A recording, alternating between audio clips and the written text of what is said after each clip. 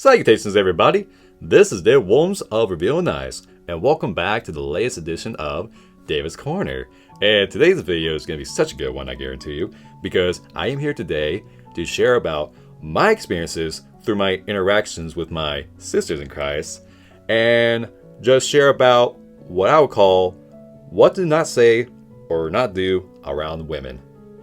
Now, this is a video where you can take away some spiritual aspects from it, or just hear it from me and not find yourself getting friend zoned, because I am the master of getting friend zoned. Okay, so for example, back when I was in freshman year of high school, my teacher, Mr. Luthi, found out I had a crush on a girl, and he told me he can tell her that she had a secret admirer.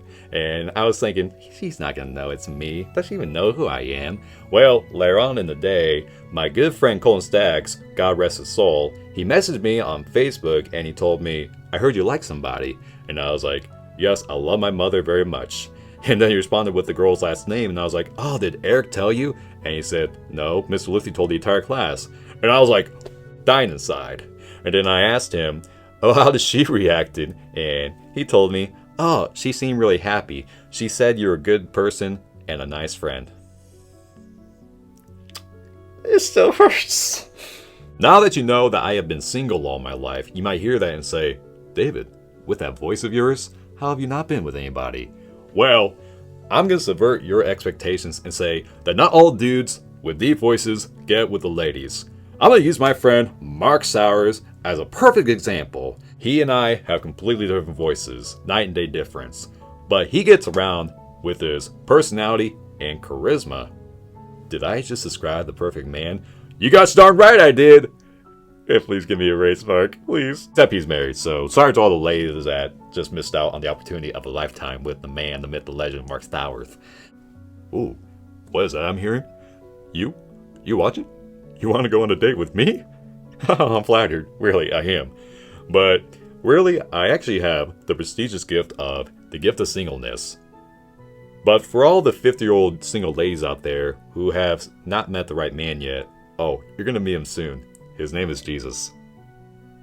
Now, the comment I just made about the gift of singleness actually stems from a previous video of mine around the end where I talk about how I made a vow to God that I would never get married.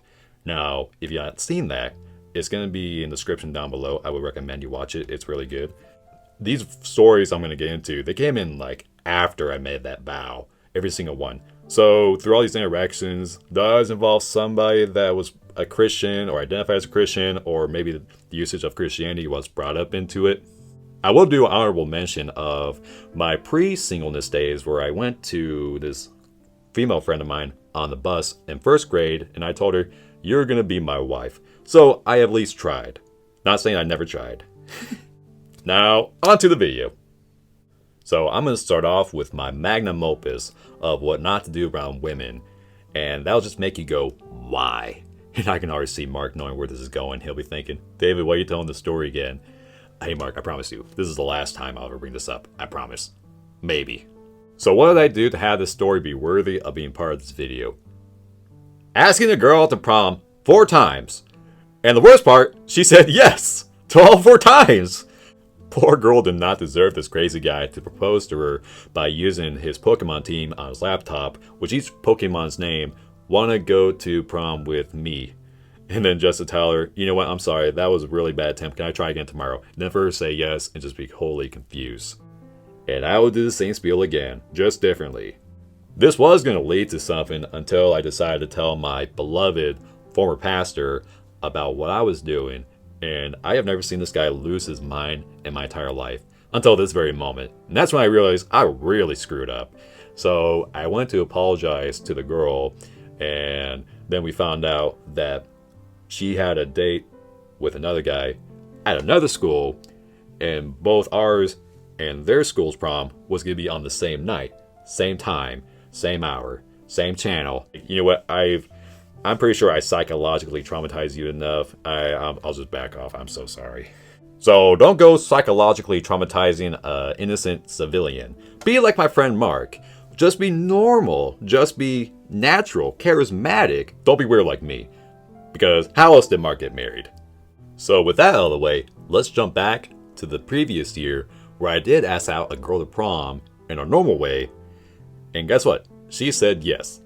But in the back of my mind, I realized, oh crap, I don't have a car, I don't have a driver's license, I have no way of taking you and I to prom.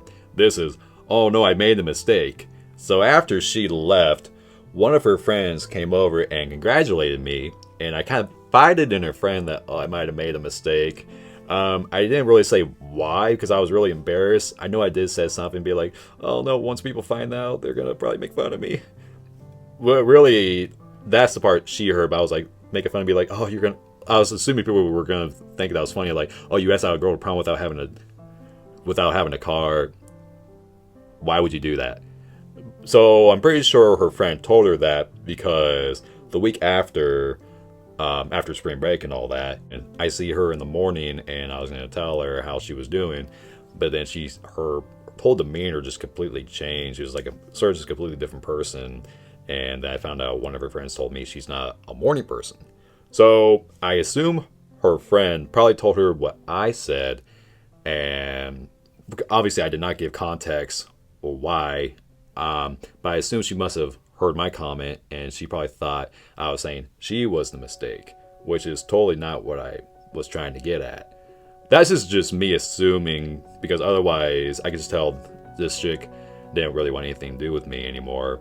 Like, even when I bought the prom ticket and I gave it to her, she said thank you and just walked off. And I was expecting her to like just tell me straight up, hey, I don't want to go prom with you anymore, which she did eventually when she sent me a message on Twitter saying, hey, I'm sorry, I can't go prom with you, something just came up, or I'm busy. She never followed me on Twitter, so I was never able to respond to the message.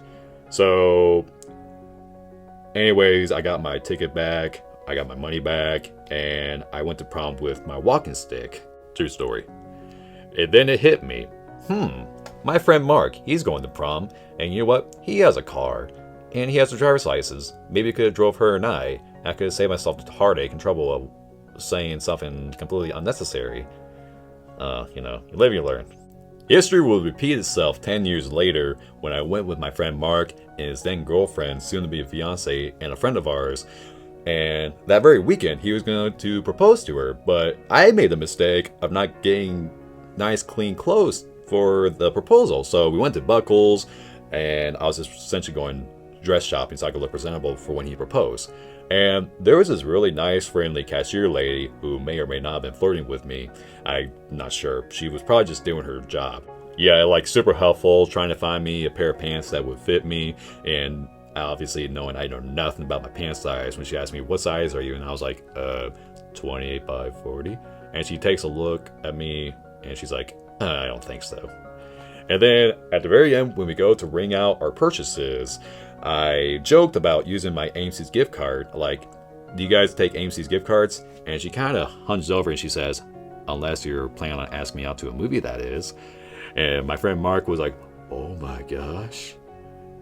And then I had to put the brakes on it, because that's when I realized I don't have my driver's license or car. I can't drive you to the movies.